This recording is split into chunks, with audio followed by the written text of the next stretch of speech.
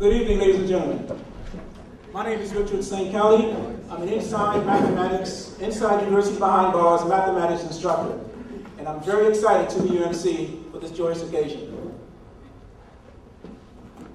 In fact, I'm so excited that I'm going to basically step out of my comfort zone to tell you a little joke. There's 5 men in an airplane that's about to crash. They have 5 parachutes, but one of them is busted. They're trying to fix it, but to no avail.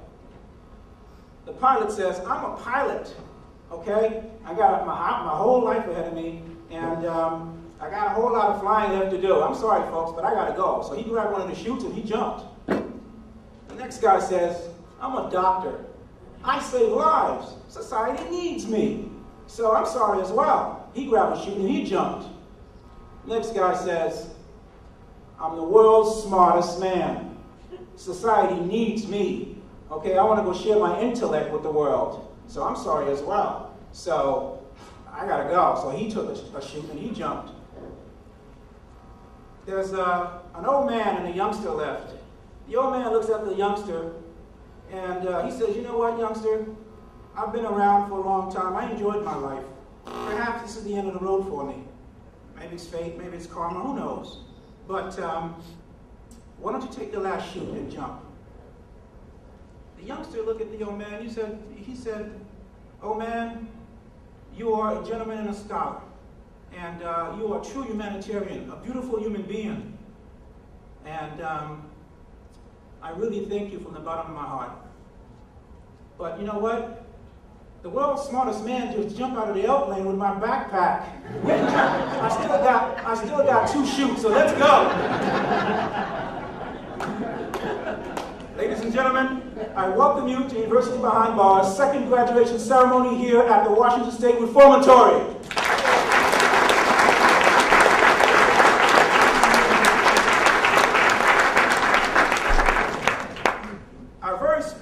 This evening is among the very first student of the University's Behind Bars. He is an Edmonds Community College teaching assistant, clerk, and computer technical support specialist. On a more personal note, he's an AmeriCorps Education Award winner, a rap artist, and bodybuilder. Ladies and gentlemen, I am pleased to present our very own Anthony Wright.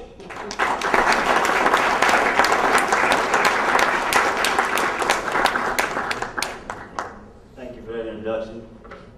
Sounded like a prison pen pal profile. I appreciate that. I'm here to tell you about the UBB and how it got started. UBB started off as just a mere whim. Then it went to a question, then to a vision, and then we're here today. The mere whim came from a man we call Rhino.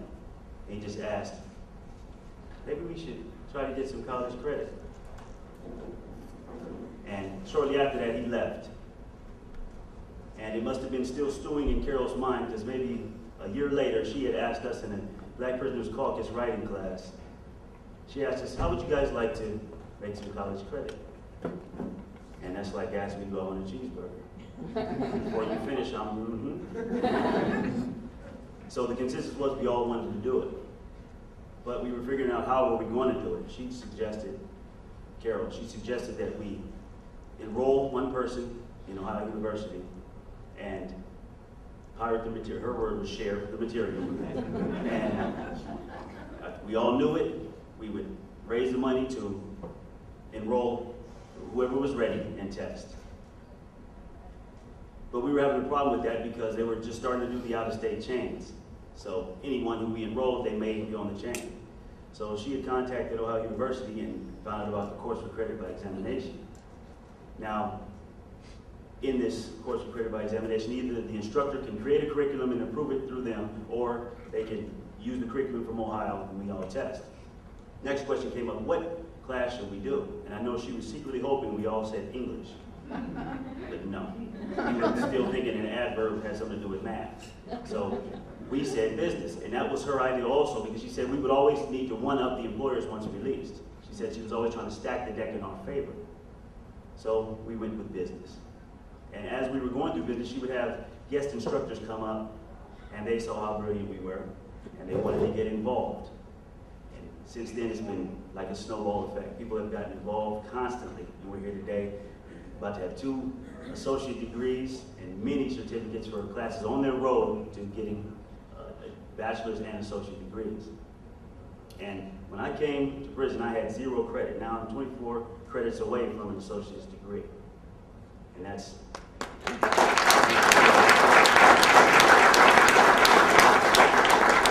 the time, Black Prisoners Caucus, if you guys don't know, it has so many volunteers and sponsors that at the time the administration was saying we can't have any more. We probably have more than, I know we have more than anyone on the Hill, probably in the state of Washington. And so that's Carol's idea to come up with University Behind Bars so that we could have more. People were getting on board constantly. We still have quite a few people wanting to fly in just to come and meet us. But all the credit goes to Carol Estes. She's done more for us than we were doing for ourselves, and I speak for most of us. And now she showed us the way to do more for ourselves. Carol Estes is one of the people you don't really hear about. You know, she's in the back all the time. And people up front who weren't doing as much, she's back. She doesn't want all the credit. Through adversity of DOC staff, fellow volunteers, even inmates, she's been on the same road. That proves what she's about. Carol Estes is an award-winning writer. Her writings have been in LA Times, Alternate. She's been a managing editor for Yes Magazine. She's even taught English at universities in Wisconsin and Kansas. She's an advocate for the Quakers Association. You guys know who the Quakers are? No? Well, the ones who don't, Quakers go way back. I mean, 1700s. Right, Bill? Where's Bill? That's right. And they were someone who said, hey, things are not right. I mean, this was when slavery was going on. They could have enjoyed their white privilege, but instead they said, hey. Yeah, they said that. They said, hey, something's not right. We got to fix it. They could have just been quiet and, you know, oh, poor guys. Glad it's not us. But no, they didn't. That says something about her. She speaks for them. She goes through their policy, she analyzes and puts through. And that says the same thing about her because she came up here. Hey, these guys are about something. I'm not going to go up here and show you what I can do for them, but what they can do for themselves once they're given opportunities. And that's what she's about. She's even helped start a homeless shelter in Minnesota. She's amazing. Let's give Carol a hand.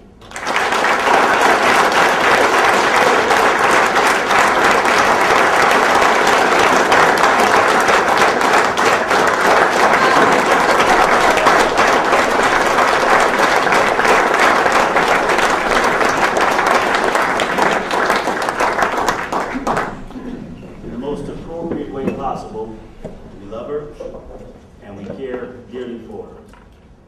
And I'm honored to be able to acknowledge her, to introduce her, Carol Estes.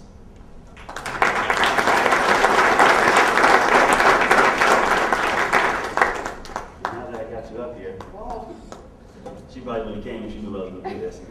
We have an appreciation award for her because we've gotten so much from her. We've never been able to give back. I mean, I don't know if she likes top ramen, but that's about all we get.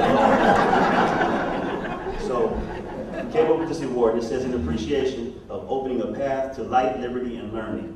Thank you, Carol.